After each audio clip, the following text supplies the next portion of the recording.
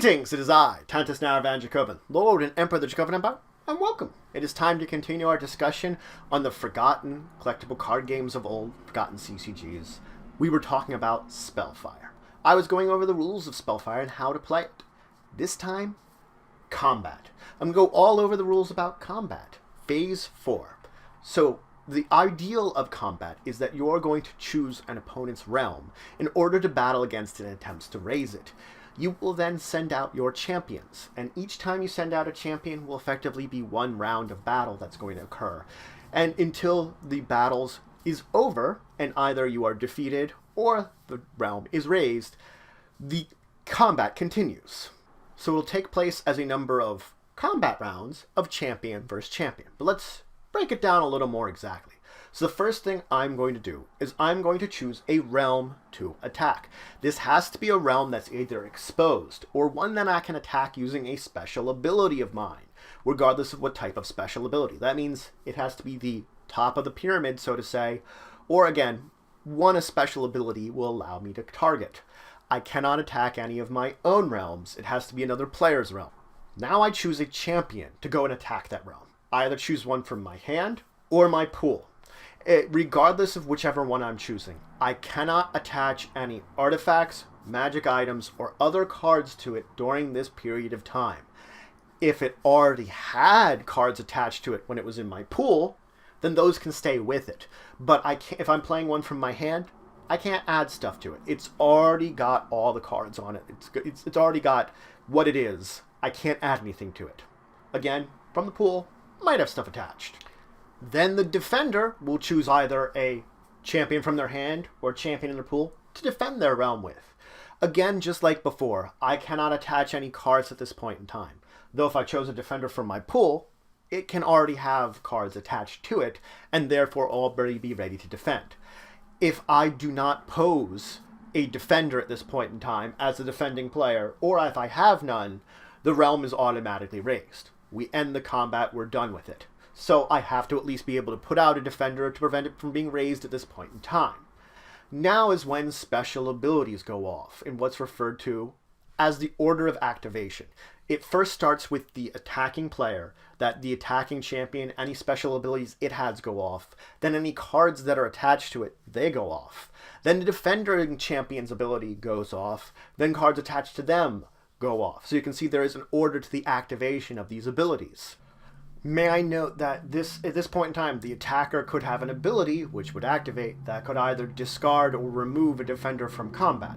This does not automatically raise the realm, it just ends this combat turn, if you're effectively removing the defender using a special ability. They were already there defending in the first place, it just ends the combat round because they got rid of them using that ability. Now we compare total levels. This is just not the level of the champion. This is not just the level of the magic items or artifacts attached to it.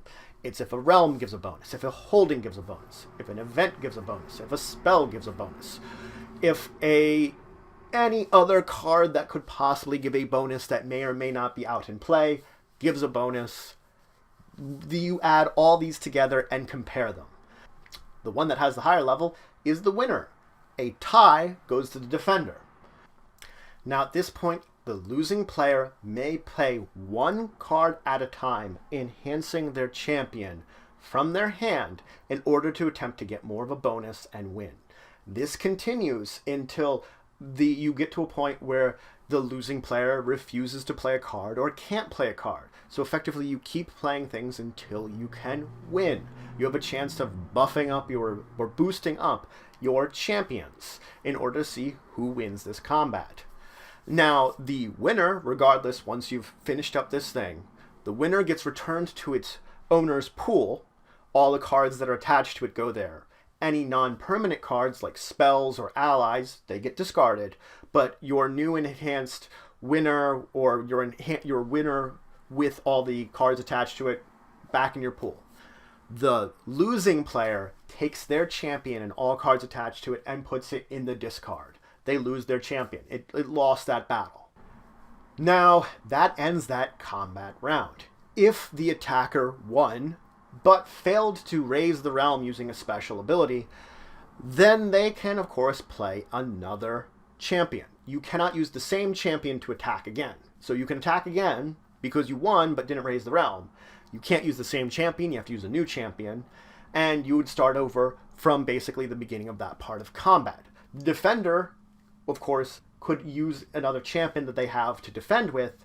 They can't use the same one if they were victorious or regardless. So each time you have a battle, regardless if they're discarded or not, you could only use the same champions in a battle once per overall combat part of your turn.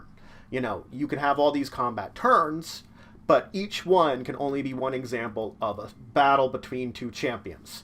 So any survivors can't be used again. And if you are attacking again, it has to be the exact same realm. You cannot change the target of your attack once you've begun your combat. Now, if the attacker lost, or the realm was raised, or the realm was discarded, the battle's over. That's it. Even if the attacker has more champions they can use, they can't attack another realm. They've already dealt with that one realm there. They've either lost in the battle against it, or they managed to destroy it. Either of these kind of situations means the battle is over, regardless if, let's say, I have 5 champions I could attack with, and I only did 1. I was successful in my first, or, got into a position where I can attack it again, regardless. Now, the victor of this entire skirmish is open to gaining the spoils of victory, i.e. drawing a card from your draw deck. Now, this would be if I'm the attacking player and I've successfully raised or discarded the realm I was attacking, I can draw the card, my spoils of victory. If I'm the defender and I successfully caused the attacking champion to either be discarded or sent to limbo, it counts the same way. I can claim my spoils of victory. Now, the fear of undead. If you have an undead creature of level 4 or higher, they automatically scare away any non-undead allies of level 1 or 2. Now, clerics and their allies are immune to this effect, but it's a way of getting rid of smaller allies that might be enhancing the enemy champion. Many cards have combat powers, abilities that take effect when they go into combat. Unless it specifically says, it might say that this ability takes place at a different point in time. At that point, you're going to use that ability when it mentions it. But just consider a lot of champions and allies and realms have these special abilities based upon combat. The thing about realms and holdings is if they have a special ability that's based around combat, it will activate when they are attacked, and only when that specific realm or holding is attacked. Just like with the champions, it activates really when they attack, not any other time. If a conflict in any powers occur, the first thing you're going to look at is the players will kind of decide if there's an organic way that it makes sense that these powers will react with each other. If not, then the player that played a card first gets to use their ability first. So it becomes the order of the cards that are played. In the case of combat, it would be the order of the attacker because the attacker would begin the combat first. So it would be the attacker's champion, and it could also be the attacker's magic items or artifacts attached to those champions would get their powers first. So they would become the first one to take effect. Then, after that, the other ones could take an effect. And you wouldn't have to worry as much about this conflict occurring because they are not happening simultaneously. Again, it's that order that I talked about. The order of activation. Let's just break down the basics of order of operation. It is the order that things happen when we're talking in combat. And oftentimes it really won't make a big difference. You're just going to have it that the attacking champion attacks, things activate on it. Order doesn't matter. If order does not matter, then don't even pay attention to it. You'll just keep the basics of attacker, attacker's attached cards, defender, defender's attached cards, and call it a day. Kind of any cards put onto them. When it does come up, there is a specific order that occurs that can be important. That it will start, of course, with the attacker and his ability, and then the cards on the attacker will have an order of operations. And I will discuss what this exact order is next time.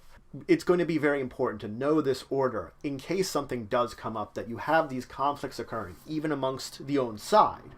That maybe I have an artifact and a magic item that are reacting certain ways. I have to know the order that I activate the two of them. It will make a difference. So that's it for today. I started talking about combat. I went over the majority of basics in combat and told you about how to do it. Selecting your champion, the defender selecting their champion, battling it out, possibly having more than one combat turn, and eventually either having one side have defeat. Whether that means the defender has their realm raised or discarded, or the attacker has now their champion discarded or sent to limbo.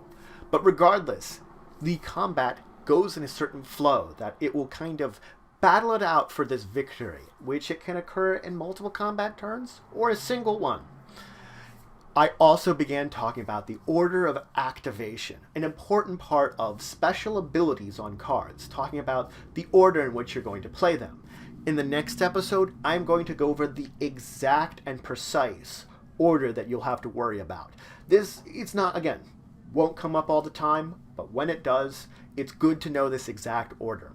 And of course, I'll finish talking about combat, when we can move on to talking about other things related to Spellfire and the rules and finish them up. So, if you have any questions, comments, anything you want to say, anything you think I left out, please leave it in the comments below. Please like, share, and of course subscribe. It shows your support for the channel, the Empire, and the work I do. If you want to show some extra support, you could always check out my Patreon, link in the discussion below. But regardless, until the next time, I bid you farewell.